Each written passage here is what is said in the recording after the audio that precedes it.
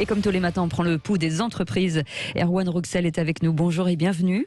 Bonjour. Vous êtes président de Signorizza, qui est une enseigne de pizzeria, de restauration italienne, à vente à emporter, qui propose de belles et bonnes pizzas. Et ce matin, on évoque donc le deuxième produit le plus consommé en France, après le sandwich et avant le burger. Eh bien, c'est la pizza. Et c'est la vôtre, c'est celle au feu de bois. Exactement, avec une pâte bio, des ingrédients bio pour la plupart, Oui. et puis énormément d'offres qui font la part belle à la gastronomie et à la gourmandise italienne. Alors vous avez repris l'entreprise en 2018 avec votre épouse. Il y a 3 ans, vous avez fait évoluer l'enseigne. Pourquoi l'avoir fait évoluer? Qu'est-ce que ça change finalement? On avait besoin de faire un virage, s'adapter au marché, Oui. d'amener énormément d'innovation. On avait besoin aussi de faire grandir notre enseigne. Donc on a souhaité en effet repositionner les choses et puis donner un élan qui, même malgré la crise, a repris pas mal de dynamique en fait. Alors la crise, ça a été une période assez difficile, hein, surtout pour les commerces. Alors que vous êtes plutôt maintenu.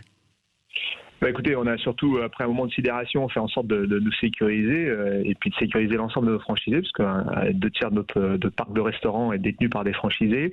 Et puis ensuite, en effet, on est rentré plutôt en bonne forme dans la crise. Donc on a profité de cette situation pour résister et puis essayer de se projeter, malgré toutes les incertitudes que tout le monde a connues ou que tout le monde connaît encore un peu malgré tout. Qu'est-ce qu'il fallait changer finalement dans la restauration? À quoi on pense quand on réfléchit à l'avenir? Écoutez, on essaie de se poser sur l'offre et puis on a bien compris, c'était déjà un mouvement de fond que les clients souhaitaient énormément de transparence, comprendre ce qu'ils mangeaient, tout en étant très attentifs à l'innovation ou aux nouveaux produits qu'on pouvait apporter.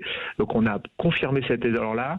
Et puis lorsqu'on discute avec nos clients, et on le fait assez régulièrement avec différentes générations qui fréquentent nos restaurants, on comprend bien qu'il faut aller plus loin dans notamment la découverte de nouveaux produits, dans le fait de les impliquer aussi parfois dans les choix, dans les recettes, etc. Donc on a largement travaillé sur ces mouvements-là et puis on a ramené beaucoup de services. On avait déjà un produit qui se prêtait bien à la vente emportée, même si notre métier principal est de les servir à table.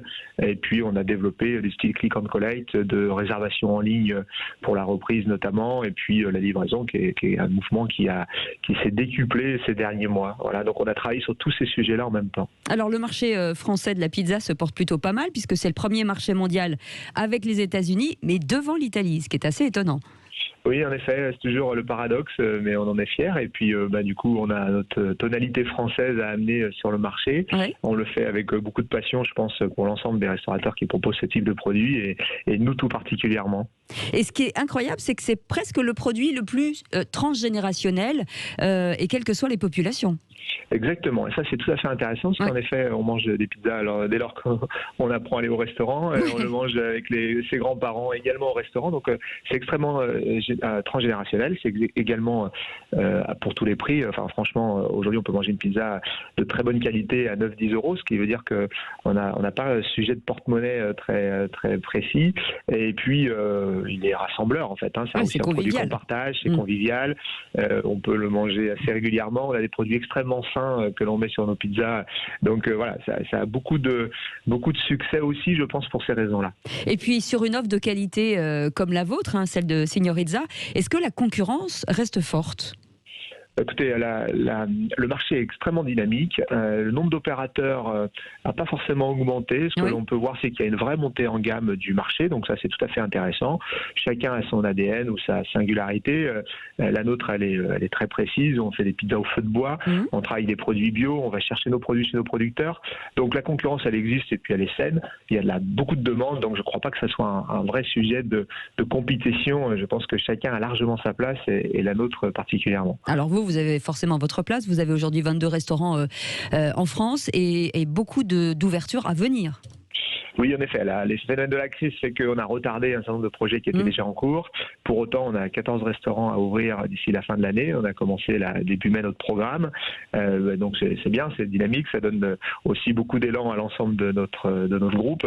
C'est pas une mince affaire, surtout en ce moment. Pour autant, ça crée aussi beaucoup d'assurance ou de confiance dans notre projet, puisque le fait d'ouvrir permet de de comprendre que l'entreprise va bien, qu'elle se porte bien, et qu'elle est pérenne. Exactement. Merci beaucoup Erwan Rouxel d'avoir été avec nous et merci pour ces belles nouvelles. Président de Signorizza, qui est une enseigne de restaurant italien, vente à emporter, des pizzas cuites au feu de bois. Voilà, encore quelque chose qui va nous donner faim ce matin.